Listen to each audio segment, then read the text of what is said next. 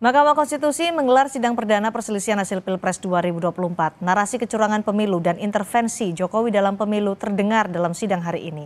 Apa yang memunculkan dalil pemilu curang yang disebutkan Timnas Amin dan TPN Ganjar Mahfud serta intervensi Jokowi? Kita bahas bersama Usamah Abdul Aziz Timnas Amin, Fahri Bahmid dari tim hukum TKN Prabowo Gibran, dan Firman Jaya Daily, Wakil Deputi Hukum TKN Ganjar Mahfud, TPN Ganjar Mahfud.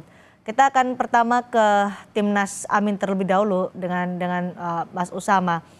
Ada disebutkan oleh Bambang Wijoyanto tadi bahwa ada intervensi yang dilakukan oleh Presiden Joko Widodo menguntungkan Prabowo Gibran dan disebut sebagai kecurangan yang dahsyat. Mungkin bisa dijelaskan dalilnya kepada kami. Iya, jadi memang ini sudah menjadi fakta bahwasanya penggunaan bansos, intervensi dari beberapa aparat, begitu dari PJ dan lain-lain sudah kami kumpulkan beberapa buktinya dan memang ini akan kami ajukan nanti pada saat proses pembuktian. Jadi memang proses ini kita ingin selamatkan demokrasi Indonesia hari ini, Mbak, karena sudah terlalu banyak intervensi dan mencoreng sekali marwah demokrasi dan hukum di Indonesia. Dan inilah yang akan kita lakukan ke depan, bahwa ini tidak boleh diulang dan menurut kami ini harus diperbaiki prosesnya. Dengan perbaikinya dengan seperti apa? Perbaikinya dengan secara hukuman, bahwa apa yang sudah dilakukan oleh Presiden hari ini harus dihukum melalui Mahkamah Baik, Konstitusi untuk bisa dianulir baik. pencalonan Kemudian dari Gibran itu sendiri, yang mana anaknya ya, itu sendiri. bukti-bukti konkret apa yang bisa menjelaskan bahwa ada intervensi dari Presiden Jokowi di Pilpres 2024? Karena tim Prabowo menyebut gugatan dari Timnas Amin hanya asumsi dan hipotesa, tidak ada bukti. Iya, itu pernyataan dari Prof. Yusril ya, yang menyatakan seperti itu. Harusnya kami juga semua menyadari bahwa hari ini adalah sidang permohonan. Jadi belum masuk ke pembuktian dan saksi. Jadi memang ada prosesnya, harap bersabar. Jadi Prof. Yusril hanya bisa, itu hanya tuduhan sepihak dari beliau, karena memang ini prosesnya belum sampai ke sana. Nanti begitu sampai dengan masanya untuk kita pembuktian dan menyampaikan lewat saksi, dan itu nanti akan disampaikan di sidang berikutnya. Buktinya apa dan saksinya seperti apa nanti akan kami sampaikan di persidangan. Karena kami memahami ada resiko-resiko yang akan dihadapi bila bukti dan saksi disampaikan terlebih dahulu dari sebelum adanya proses persidangan, Mbak. Oke, baik. Dan Pak Firman, tadi ketika Pak Mahfud dalam pembukaan pada sidang tadi, dalam pidatonya Pak Mahfud bilang bisa saja Mahkamah Konstitusi ini membatalkan hasil pemilu seperti yang dilakukan oleh Mahkamah Konstitusi di negara-negara lain. Nah, soal pembatalan hasil pemilu ini, apa kemudian yang menjadi bukti-bukti kuat sehingga bisa membuat majelis hakim membatalkan hasil pemilu sesuai dengan keinginan atau tuntutan dari Ganjar Mahfud? Tentu pembuktian itu akan kita sampaikan pada saat yang tepat. Kalau disampaikan sejak sekarang, maka tentu itu kurang taktis dan kurang strategis. Tetapi pada dasarnya, tim hukum Ganjar Mahfud telah mempersiapkan sebanyak mungkin, seakurat mungkin, untuk bisa mengkonfirmasi dan untuk memperkuat apa yang menjadi dalil kita. Sehingga memang kita melakukan pembuktian dari berbagai sudut pandang, baik saksi ahli, saksi fakta, maupun dokumen bukti dan sejumlah data yang lain. Yaitu untuk menyampaikan bahwa memang ada berbagai argumen yang rasional, yang berdasarkan pengalaman, ada berbagai apa yang disebut dengan kejahatan atas pemilu, yaitu dalam terminologi dalam peraturan perundangan adalah TSM, pelanggaran terstruktur, sistematis, dan masif. Nah, untuk bisa mengkonfirmasi itu tentu nanti kita persiapkan sebanyak mungkin, seakurat mungkin, bahwa untuk menyatakan bahwa ini pelanggaran TSM ada berbagai bukti, dokumen, dan kesaksian. Hanya memang kita harapkan Mahkamah Konstitusi sebagai pengawal konstitusi dan pelindung konstitusi sejak awal harus terbuka secara demokratis, membuka ruang keyakinan bagi hakim Mahkamah Konstitusi untuk menumbuhkan kepercayaan publik. Ada kebangkitan baru bagi Mahkamah Konstitusi untuk memastikan bahwa lembaga Mahkamah Konstitusi adalah memang pengawal konstitusi. Dalam hal ini adalah demokrasi, kedaulatan rakyat. Jadi tentu juga kita mengharapkan ada inisiasi yang maksimal dari hakim MK dari hakim mahkamah untuk meyakinkan, untuk menggali keadilan dan kebenaran. Baik. Jadi selain beban pembuktian memang diberikan diserahkan kepada pemohon, karena memang siapa yang mendalilkan maka itu yang membuktikan. Itu Mbak. Bukti-bukti itu Anda meyakini bisa meyakinkan Majelis Hakim Bisa, MK membatalkan hasil bisa. pemilu ya? Bisa. Oke, baik. Optimis dan berpengharapan ya. Baik. Asalkan mahkamah bisa menerima, bisa mengakomodasi secara terbuka demokratik apa yang disampaikan oleh tadi tim kuasa hukum maupun juga pasangan calon sebagai prinsipal. Mungkin juga demikian yang disampaikan oleh tim hukum dari 01. Baik, Pak Fahri. Itu titik letaknya. Jadi jangan membatasi diri, menutup diri dengan template yang terbatas, yang bersifat konservatif dan positivistik. Bisa mengembangkan, makanya hakim itu kan independen dan mandiri ya. Demi sebuah konstitusi. Baik, Pak Firman. Demikian, Mbak. Pak Fahri, jadi gimana? Semua mengklaim punya bukti yang kuat untuk bisa meyakinkan hakim MK membatalkan hasil pemilu dan juga tadi membuktikan kecurangan-kecurangan itu ditudingkan dalam petitum. Iya, tidak ada masalah. Kami pada prinsipnya kan dalam posisi yang menunggu alat bukti apa dan modelnya seperti apa yang akan mau disampaikan oleh para pemohon. Kita itu sejauh ini sangat menghormati, sangat menghargai upaya-upaya yang mereka lakukan ya. Itu hak pemohon sebenarnya, sejauh mana dan sebanyak apa dalil yang dibangun silakan saja.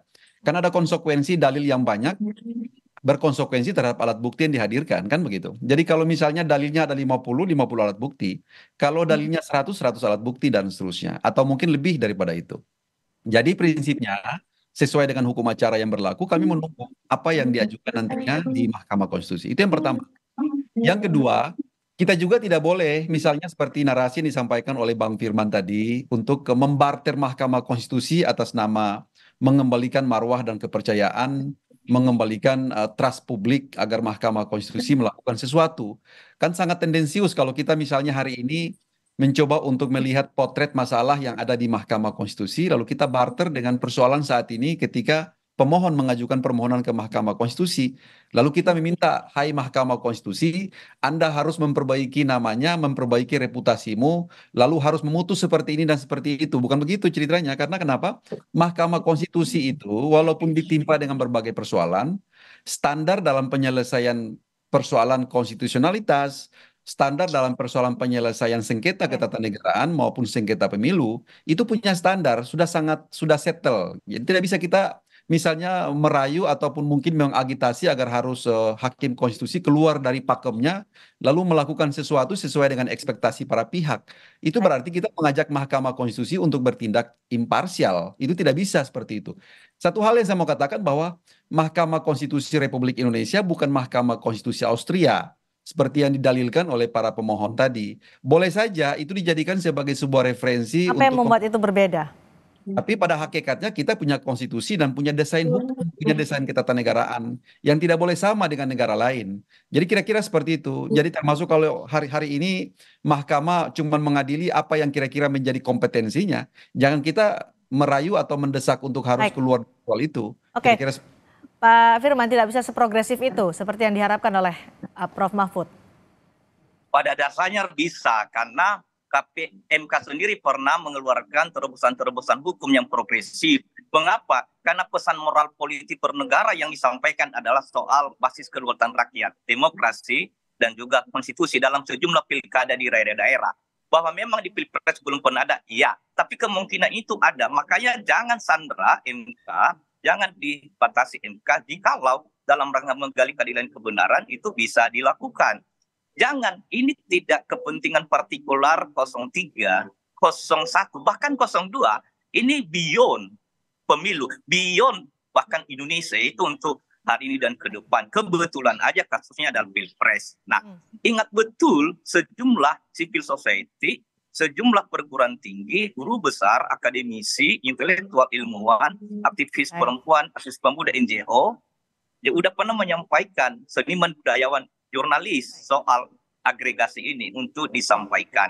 Jadi ini sebetulnya tidak sekedar hanya dari kepentingan 03. Nah, justru karena kita memastikan meletakkan MK itu satu-satunya badan peradilan tertinggi, satu-satunya lembaga negara yang diberikan tugas tanggung jawab kewenangan konstitusional oleh konstitusi, untuk bisa mengembalikan tidak sekedar kepercayaan publik, tapi Baik, mengukuhkan kembali demokrasi yang udah hilang itu, yang sudah rusak baik Pak Firman. mengalami regresi. Oke, Jadi itu kira-kira letaknya. Jadi tidak bisa dipandang dari segi pandang seperti barter, tidak. Justru malah karena pengharapan kepada kita Kamu ingatkan sudah dapat pula. poinnya, Pak Firman. Bicara tidak hanya bukti, tapi juga saksi yang nanti akan dihadirkan di sidang Iya. sengketa Pilpres di Mahkamah Konstitusi. Timnas Amin berencana akan memanggil atau menghadirkan menteri dari Kabinet Presiden Joko Widodo. Ada yang disebut tadi ada Bu Menkyu Sri Mulyani, kemudian Mensos Tri Risma hari ini. Betul ya, Pak Usama? Progresnya seperti apa nanti? Ya, jadi memang itu kami akan mengajukan saksi beberapa yang tadi sudah disebutkan, dan itu memang balik lagi bergantung pada kesediaan dari MK untuk bisa mengizinkan dan para menteri untuk bisa bersedia untuk hadir menjelaskan seperti apa proses bansos yang berbeda tahun ini dengan tahun-tahun yang lalu. Dan itu memang sudah mengindikasikan kuat bahwa bansos ini dijadikan alat untuk politik memilih salah satu calon yang dilakukan didorong oleh pimpinan negara. Dan ini memang akan kita buktikan ke depan. Dan sekali lagi, ini bukan menjadi satu-satunya acara yang bisa kita lakukan, tapi sebelumnya pernah juga MK memutuskan untuk calon Alex Nurdin di Gubernur Sumsel. Pada saat itu juga memang terbukti dan akhirnya membatalkan pencalonan beliau. Dan ini jadi bukan satu-satunya, jadi pernah ada contoh yang pernah dilakukan oleh MK, dan kami sepakat bahwa dengan tidak adanya Paman Usman di MK kali ini, kami optimis MK bisa juga lebih profesional daripada yang lalu, dan ini bisa menghasilkan keputusan yang lebih berkualitas, bermartabat, adil, dan juga jujur gitu. Tapi sudah ada komunikasi dengan menteri-menteri yang tadi berencana untuk dihadirkan di sidang sengketa Pilpres? Tim hukum kami sedang bergerak, nanti akan diupdate seperti apa update-nya. Oke, dari TPN Ganjar Mahfud juga akan menghadirkan, setuju dengan Timnas Amin menghadirkan menteri-menteri untuk membuktikan kecurangan itu. Tri Risma hari ini kan dari kader PDI Perjuangan, Pak Firman. Iya, sampai sekarang kami dalam posisi belum menyampaikan itu ya, dan dalam posisi juga belum menjawab itu. Karena memang saksi ahli kita sudah diskusi betul sampai mendalam, dan saksi fakta juga secara mendalam dan meluas. Karena dan bahkan juga itu tergantung kepada kesaksian mereka ya, terutama saksi ahli dan saksi fakta. Jadi yang berkaitan dengan pihak-pihak yang lain, kami dalam posisi masih belum menanggapi itu ya, apakah ya dan tidak. Tapi prinsip yang kami sampaikan adalah kualitas saksi ahli dan kualitas saksi. Tapi apa merasa fakta perlu juga menghadirkan menteri Mensos terkait dengan bansos tadi juga disebut-sebut dalam petitumnya? Nanti tunggu pada hari pembuktian keterangan saksi-saksi. Akan ada kejutan? Surprise. Oke, baik. Pak Fahri, ini menteri juga direncanakan akan dihadirkan oleh Timnas Amin. Tadi belum dibicarakan memang oleh TPN Ganjar Mahfud, tapi ada surprise itu, ada pembicaraan atau surprise itu disiapkan. Ya, silakan saja ya. Itu hak dari setiap warga negara untuk menjadi saksi ya di depan persidangan dimanapun, di lembaga-lembaga peradilan dimanapun. Jadi menjadi saksi di pengadilan itu kewajiban hukum, kewajiban konstitusional. Jadi nggak ada masalah sepanjang bisa diupayakan untuk yang bersangkutan bisa hadir atau dihadirkan dalam hal ini oleh dengan kekuasaan lembaga peradilan, dalam hal ini adalah Mahkamah Konstitusi. Tapi kita tidak terlalu risau dengan soal itu. Kalau misalkan mau dihadirkan dalam rangka untuk melihat perspektif yang berbeda atas kebijakan, misalkan kenapa bansos dinaikkan tahun lalu, tidak naik tahun lalu, naik tahun ini dan seterusnya. Ya. Tentunya kita kembali kepada polisi pemerintahan. Itu bagian daripada prinsip-prinsip pengelolaan dan tata kelola pemerintahan. Jadi pemerintah ini nggak bisa kita batasi kebijakannya seperti apa yang pada hakikatnya berpihak kepada kepentingan masyarakat.